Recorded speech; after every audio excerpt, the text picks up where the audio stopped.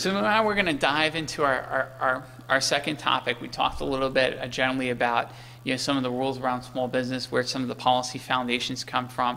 But how can I identify small businesses that can meet my small business goals? So we're going to talk a little bit about market research here. And market research is really the key to doing that. One of the things we do have in the schedules program, the multiple award schedules program, is it's a streamlined acquisition program. So it is a contract vehicle. It is an indefinite quantity, indefinite delivery vehicle, and it's supposed to be streamlined. But one of the things that's not exempt when you're doing orders against the schedule is the requirement to do acquisition planning.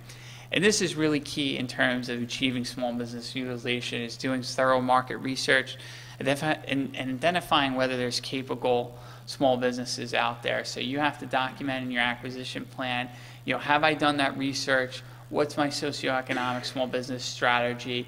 And have a rationale for how are you going about achieving small business utilization. So there's a couple common approaches to do market research. We'll talk a little bit about there, but you can use some of the GSA tools. We're going to get into stuff like eLibrary and GSA Advantage and eBuy, but you can also use eBuy, and particularly I want to put an emphasis on requests for information. You can do requests for information on eBuy. It's available. It's a way to really survey the marketplace and get back from small businesses, whether they're capable or not of doing the work. And if you really look at one of the recent policy documents that came out of the Office of Federal Procurement Policy, they've had this really great initiative out there called the Myth-Busting Campaign. And they've talked about myths on the side of the vendor community and the myths on the side of government. And one of the things that they put on that they really are encouraging businesses out there is respond to those requests for information. If the government goes out with an RFI and you are a small business out there, it's really helpful if you do respond to those, because the government gains insight. Could I potentially do a set aside? Could I do some other tools that we're going to talk about to achieve greater small business utilization? So that's really important, a part about meeting some of these socioeconomic goals. I know this is a big diagram up here, so certainly the presentation is going to be available for an Expo download, but this really kind of walks you through the process of achieving small business utilization under the schedules program. And we really have 4 color codes there. So we have an orange that kind of outlines the requirements in the acquisition planning stage. Then we have sort of a dark purple there that talks about acquisition strategy. We have a blue there that talks about the source selection process. And then finally the green that talks about post-award. So when you're in acquisition planning, doing that market research, and we'll get a little bit more into the e-tools and identify, are there small businesses out there that meet my requirement? And then you kind of go into a second stage and you say, okay, there might be some capable small businesses. Could I potentially do a set-aside on this requirement? If yes, you would probably want to do a set-aside, and you can do that on the schedules program, and restrict that competition to small businesses or one of those subcategories like we talked about, for example, service disabled or hub zone. If not, you might want to look at a couple things. There's some flexibilities in the ordering procedures, particularly if you're not doing something that requires a statement of work and it's below something we call the simplified acquisition threshold, which is $150,000. I can only have to review 3 prices on GSA Advantage and make an award. So maybe I just review 3 small businesses price list and make my award.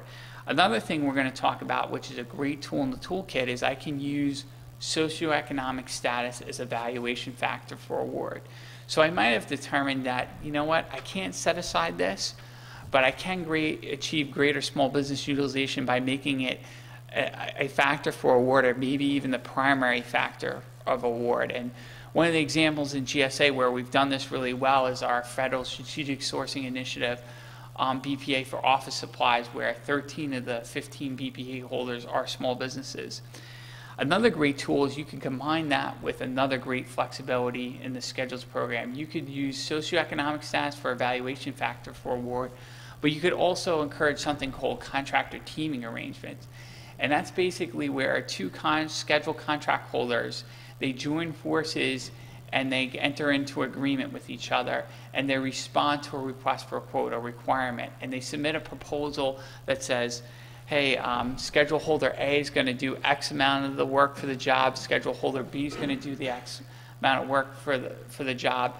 But it's really a great way for small businesses to bid and receive task order or BPA awards on things that they otherwise couldn't do themselves. So I encourage you this week, when you're out there, take the advantage, network with your colleagues here, network with other small businesses, because you never know, they may be your next partner that you could enter into a teaming arrangement, bid on an opportunity, and get some business through that process. And lastly, one of the other tools in the toolkit is you can designate subcontracting as an evaluation factor for award. Now, generally in the schedules program, we do establish, when we have a large business, we do establish subcontracting plans with them, but nothing precludes contracting officer at the order level for including provisions where they would want to require stronger subcontracting requirements and goals, and they could require reporting, and they can also evaluate you on your past performance in that area. So that's another great way to encourage small business utilization. If you have a large dollar value requirement, you want to make sure that small businesses are getting a good piece of that procurement, and you're contributing towards your subcontracting goals. That's another option that's available to you. So obviously, when we look at those strategies, we put it together, we put out our RFQ, we conduct our evaluations based on the evaluation criteria that we set, and we make our award. And then lastly, we do monitor our performance, and we are required to report in the contracting past performance system around your past performance evaluation. So they're required to do an annual evaluation, and one of the areas it does emphasize is subcontracting. So that process is the sort of the post-award process.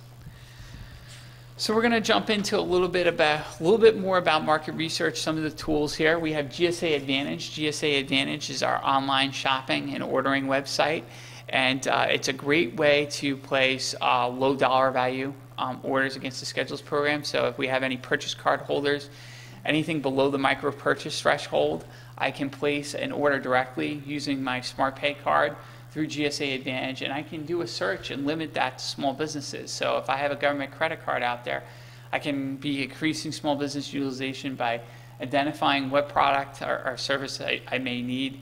Generally, this is done for products where you can just place your order. It's below the micro purchase threshold, and you just can do that. On orders between the micro purchase threshold and the SAT, if it doesn't require a statement of work, you can review 3 prices in GSA Advantage and go ahead and place your order. And there, again, you can restrict and only look at small businesses as long as they can meet your requirement. Another great tool that can assist is eLibrary.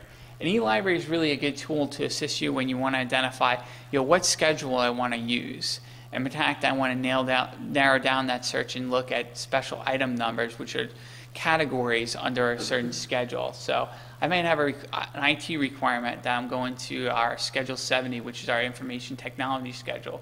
And I may say, oh, I have a professional IT services requirement. So I narrow that down to our SIN 132-51. And then I can look and see how many small businesses do I have on there. So do I have enough capable small businesses out there, and start to glean. Maybe I can potentially start to set aside this requirement, and I can do a little bit more market research in there. And once you've done that on a services order, what I do recommend is you use eBuy. eBuy is a great way to get good competition under the schedules program. Don't worry about that you're going to get flooded with proposals. On average, we get a little bit over 3 quotes per RFQ, so it's a great tool. You get good competition on it.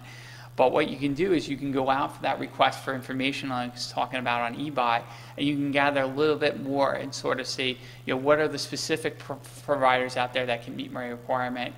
Potentially maybe there's some small businesses out there that can meet my requirement. What do they have to offer? And then maybe you could look towards doing a set aside under that. So it does identify in eBuy when they respond what their socioeconomic status is. So it's a great tool for you to use.